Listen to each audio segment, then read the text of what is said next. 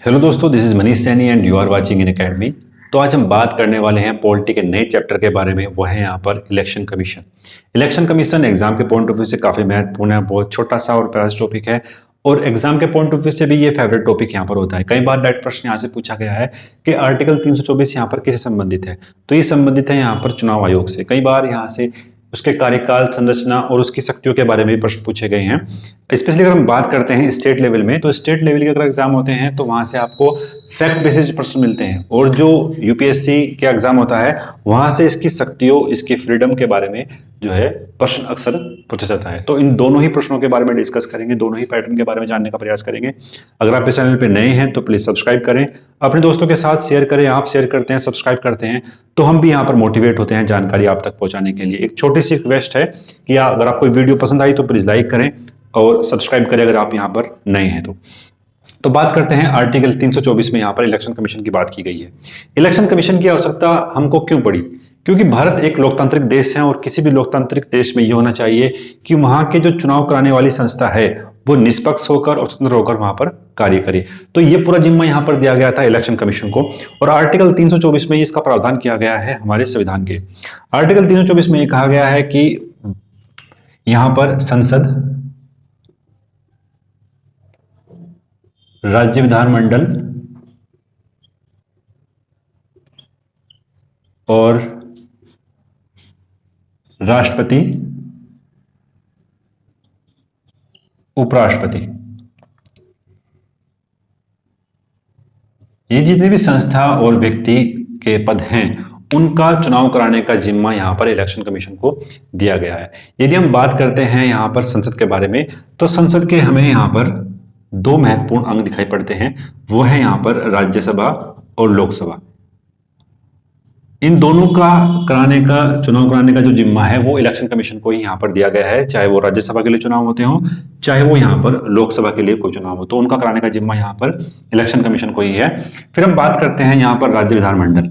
राज्य विधानमंडल में यदि किसी राज्य में विधान परिषद है तो विधान परिषद और विधानसभा, इन दोनों ही संस्थाओं के जो इलेक्शन होंगे वो यहाँ पर चुनाव आयोग द्वारा यहाँ पर संपन्न कराए जाएंगे। फिर बचता है यहाँ पर राष्ट्रपति और उपराष्ट्रपति। इन सभी का जो चुनाव कराने का जिम्मा है वो यहाँ पर इलेक्शन कमीशन को दिया गया है। अब हम बात करते हैं कौन कौन से अधिकार इसको यहाँ पर दिए गए हैं। इनके चुनाव के संचालन के लिए, उनके निर्देशन और नियंत्रण,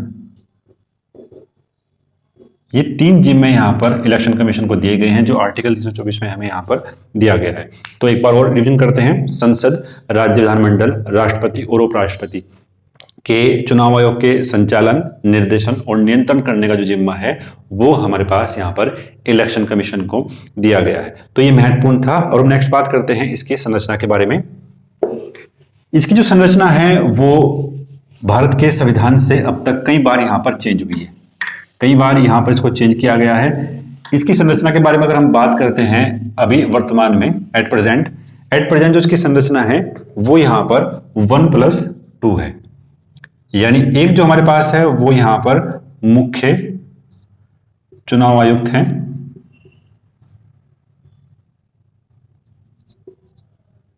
और जो दो है हमारे पास वो यहां पर अन्य हैं। तो इसकी संरचना संविधान के से पारित होने से अब तक कई बार ये चेंज की गई है, लेकिन 1993 से इसकी संरचना यहाँ पर 3 ही बनी हुई है। इससे पहले कभी वो यहाँ पर एक व्यक्ति था, कभी यहाँ केवल मुख्य चुनाव आयुक्त थे, कभी यहाँ पर 2 उनके साथ जोड़े गए, फिर उनको हटा दिया गया। फिर अगर हम बात करते हैं एट प्रेजेंट, तो एट प्रेजेंट यहाँ पर इनकी संख्या यहाँ पर 1+2 है। एक जो है वो मुख्य चुनाव आयुक्त है और जो 2 हैं वो यहाँ पर अन्य चुनाव आयुक्त यहाँ पर रखे गए हैं। अगर हम बात करते हैं इसके वेतन भत्ते जो इनको यहाँ पर अधिकार दिए गए हैं, चाहे वो इनके यहाँ पर वेतन हो या किसी भी तरह का यहाँ पर सुख सुविधाएं हो या भत्ते हो, तो वो यहाँ पर संबंधित है सुप्रीम कोर्ट के न्यायाधीश के बराबर है।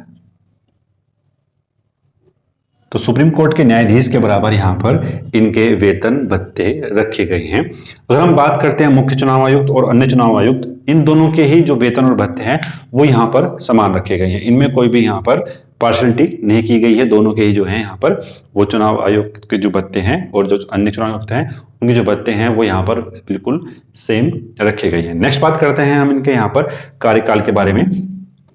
तो एग्जाम में जो प्रश्न यहाँ से बनते हैं वो इनकी यहाँ पर संख्या से बन सकता है। ये बन सकता है यहाँ से 1993 से जो वहां पर है उनकी संख्या यहाँ पर 3 ही रखी गई है। उससे पहले वो कभी 1 थी कभी यहाँ पर 3 हुई, तो वो हमारे लिए यहाँ पर महत्वपूर्ण नहीं है। केवल 1993 से यहाँ पर हमारे पास इनकी संख्या यहाँ पर रखी गई है कि वो यहाँ पर 3 है। फिर हम बात करते हैं यहाँ पर इनके कार्यकाल के बारे में। इनका जो कार्यकाल है वो यहाँ पर 6 ईयर का रखा गया है, यानी 6 साल तक अगर कोई व्यक्ति यहाँ पर नियुक्त होता है मुख्य चुनाव आयुक्त या अन्य चुनाव आयुक्त के बारे में, तो 6 साल तक अपने पद पर यहाँ पर कार्य करेगा। एक और क्राइटेरिया यहाँ पर रखा गया है एज लिमिट के लिए। एज जो लिमिट रखी गई है वो यहाँ पर 65 ईयर इनकी यहाँ पर एज रखी गई है, यानी इतनी एज तक आप यहाँ पर कार्य कर सकते हैं। अगर हम इसको एग्जाम्पल से समझते हैं, यदि कोई व्यक्ति 62 ईयर में मुख्य चुनाव आयुक्त यहां पर नियुक्त होता है, तो अगर हम देखते हैं उसकी जो एज लिमिट है वो यहां पर 65 है, तो +3 केवल वो 3 वर्षों के लिए ही, यानी 3 वर्षों के लिए ही वो यहां पर कार्य कर सकता है। उसका जो कार्यकाल है वो केवल यहां पर 3 वर्षों का ही यहां पर रहने वाला है। तो ये महत्वपूर्ण था, 6 वर्ष और एज यहां पर 65 ईयर यहां पर रखी गई है। नेक्स्ट बात करते हैं इसकी हम स्वतंत्रता के बारे में। यदि हम इतनी बड़ी संस्था का निर्माण यहां पर कर रहे हैं तो जाहिर सी बात है एक लोकतांत्रिक देश में जो इलेक्शन कमीशन होगा वो स्वतंत्र होगा और निष्पक्ष होगा। ये उसका पूरा जिम्मा है कि वो चुनाव आयोग की जो प्रणाली है उसको स्वतंत्र और निष्पक्ष बनाने का यहाँ पर काम करता है। तो ऐसी कुछ फ्रीडम यहाँ पर इलेक्शन कमीशन को दी गई है, चाहे वो उसके यहाँ पर स्वतंत्रता के बारे में हो या उसको यहाँ पर निष्पक्ष चुनाव कराने से संबंधित हो। इसको स्वतंत्रता और निष्पक्षता इसलिए यहां पर दी गई है ताकि वो अपने कार्य को सही तरीके से सुचारू रूप से यहां पर कर सके, कोई भी व्यक्ति उस पर यहां पर संदेह या आशंका से नजर से ना देख सके। तो अगर हम देखते हैं इनको यहां पर कुछ अधिकार भी दिए गए हैं, इनकी स्वतंत्रता को बनाए रखने के लिए कुछ अधिकार यहां पर दिए गए हैं। तो उन अधिकारों के बारे में बात करते हैं। जो इलेक्शन कमीशन के जो आयुक्त होते हैं वो यहां पर उनको जो हटाया जाता है वो सुप्रीम कोर्ट के न्यायाधीश के समान ही हम यहां पर हटा सकते हैं, यानी उसको जो हटा सकते हैं हम यहां पर वो सुप्रीम कोर्ट के जो न्यायाधीश है उनको हटाने की विधि और इलेक्शन कमीशन के जो चुनाव आयुक्त हैं उनको हटाने की विधि यहां पर बिल्कुल सेम रखी गई है। अगर हम बात करते हैं यहां पर उसके आधार के बारे में, यानी किस किस आधार पर उसको हम यहां पर हटा सकते हैं, तो एक आधार हमें दिखाई पड़ता है यहां पर दुर्व्यवहार और असमर्थता, यानी किसी काम को करने में यहां पर जो चुनाव आयुक्त हैं वो असमर्थ हैं तो उनको यहां पर हटाया जा सकता है। इसको जैसे हटाया जाता है वो यहां पर संसद के द्वारा ही हटाया जाएगा। इसको हमने कई बार डिस्कस किया है अपनी पिछली वीडियो में, अगर आपने वो नहीं जाकर देखी है तो प्लीज आप जाकर यहाँ पर सुप्रीम कोर्ट की जो हमारी वीडियो है उसको जाकर एक बार यहाँ पर देख सकते हैं। इसका लिंक जो है हम वहां पर डिस्क्रिप्शन में भी यहाँ पर डाल देंगे। आप हमें टेलीग्राम पर भी ज्वाइन कर सकते हैं। टेलीग्राम पर जो हमारा चैनल है वो इन अकेडमी के नाम से उपलब्ध है, डिस्क्रिप्शन में उसका भी यहाँ पर लिंक है, तो वहां से आप हमें ज्वाइन भी कर सकते हैं। तो बात करते हैं यहाँ पर उसका आधार यहाँ पर दुर्व्यवहार है और असमर्थता है। तो ये अधिकार इसको दिए गए हैं यहाँ पर ताकि जो इलेक्शन कमीशन है वो यहाँ पर स्वतंत्र होकर अपना कार्य कर सके। फिर हम यहाँ पर बात करते हैं उसकी जो इलेक्शन कमीशन की नियुक्ति के बाद उस पर कोई अलाभकारी प्रभाव यहाँ पर नहीं रहता है। यानी अगर हम देखते हैं जब हम इलेक्शन कमीशन की नियुक्ति करते हैं, इलेक्शन कमीशन की नियुक्ति के बाद उसके वेतन और भत्ते हम कम नहीं कर सकते, यानी उस पर हम अलाभकारी प्रभाव नहीं डाल सकते, यानी उसके वेतन और भत्ते को हम यहां पर कम नहीं कर सकते हैं। तो ये भी प्रभाव ये भी यहां पर रखा गया है ताकि वो फ्रीडम होकर अपना कार्य कर सके। दूसरा यहां पर जो महत्वपूर्ण दिखाई पड़ता है वो है हमें यहां पर कि अन्य चुनाव आयुक्त के बारे में, अन्य आयुक्त के बारे में जब हम यहां पर अन्य आयुक्त को हटाते हैं तो हमें पहले परमिशन यहां पर लेनी होगी, पहली जो अनुमति लेनी होगी हटाने की वो हमें लेनी होगी यहां से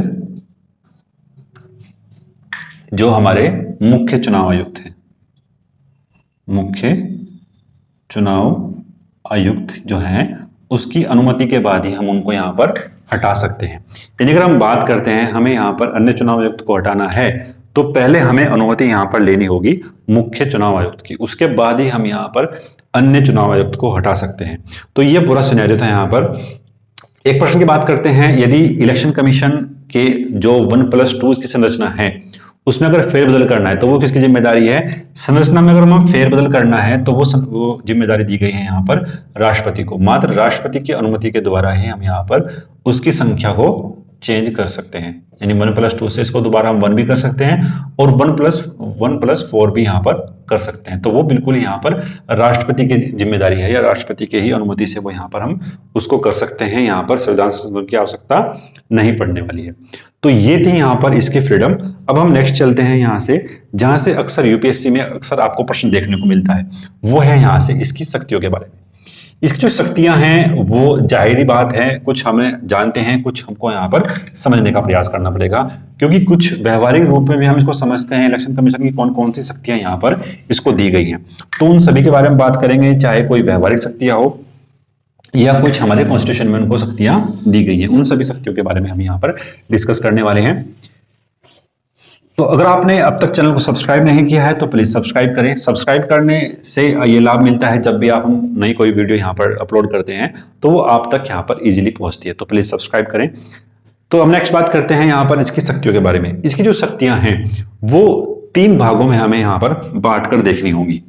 3 भागों में हम उसको यहाँ पर बांट कर देखते हैं। पहली जो हमारे पास वो है यहाँ पर प्रशासनिक, फिर जो है हमारे पास वो है यहाँ पर सलाहकारी, और तीसरी जो है हमारे पास वो है यहां पर अर्ध न्यायिक। अर्ध न्यायिक शक्तियां भी यहां पर रखी गई हैं इलेक्शन कमीशन की। यदि हम बात करते हैं प्रशासनिक शक्तियों के बारे में, तो प्रशासनिक शक्ति में सबसे महत्वपूर्ण है हमारे पास कि जब हम यहां पर परिसीमन आयोग नियुक्त करते हैं, तो परिसीमन आयोग जब यहां पर नियुक्त करेगा तो वो भारत के क्षेत्र को, भारत के भू क्षेत्र का यहां पर निर्वाचन का बंटवारा करता है।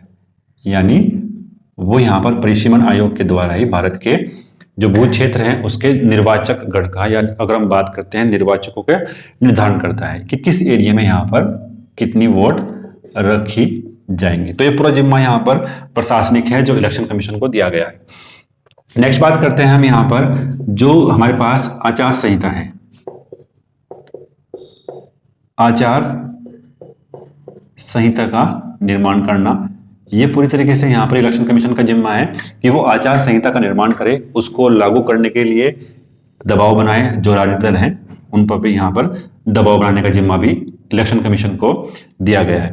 अगर हम बात करते हैं पिछले दिनों से, तो इलेक्शन कमीशन काफी स्ट्रिक्ट हुआ है, चाहे वो इनका यहाँ पर जो मान्यता प्राप्त करने वाली संस्था है उसको लेकर भी। अगर हम बात करें, नेक्स्ट पॉइंट जो हमारे पास है वो है यहाँ पर कि राजनीतिक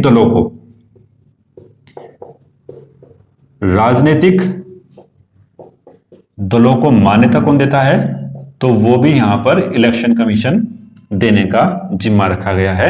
अगर वो राजनीतिक दल राष्ट्रीय स्तर पर है, चाहे वो यहाँ पर प्रांतीय स्तर पर है, चाहे वो राष्ट्रीय स्तर पर है, चाहे वो यहाँ पर प्रांतीय स्तर पर है, यानी राज्य स्तरीय दल जो दल का जिम्मा है वो भी यहाँ पर इलेक्शन कमीशन को दिया गया है। तो भारत के भू क्षेत्र का निर्माण करना, आचार संहिता का निर्माण करना और यहाँ पर राजनीतिक दलों को मान्यता प्रदान करना, वो भी यहाँ पर दिया गया है यहाँ पर इलेक्शन कमीशन को। फिर हम बात करते हैं यहाँ पर सबसे महत्वपूर्ण जो हमें अक्सर न्यूज में भी देखने को मिलता है, वो है यहाँ पर